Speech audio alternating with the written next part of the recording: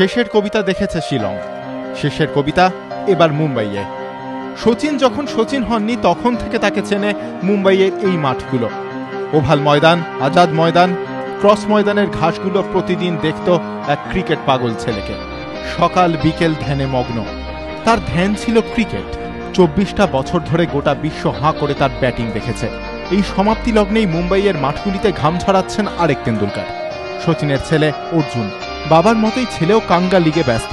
Young Parsi ক্লাবের হয়ে কখনো বাঁহাতে তেড়ে ফুড়ে পেস বোলিং, কখনো আবার লেগ স্পিন।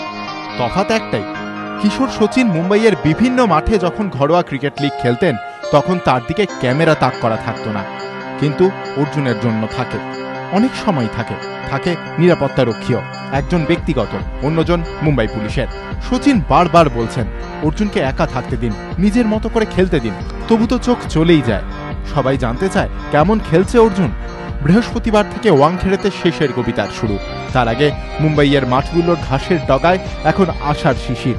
তাদের ঘুম ভাঙে নতুন স্বপ্নের আলোয়। সুনীল গাওস্করের পর ভারত পেয়েছিল সচিন তেন্ডুলকারকে। সচিনের পর আজাদ ময়দান, ওভাল ময়দানগুলো কিন্তু জানে ব্যাটন বদল হয়েছে। অর্জুন তেন্ডুলকার প্রতিদিন ঘাম ছড়াচ্ছে। এবিপি আনন্দ।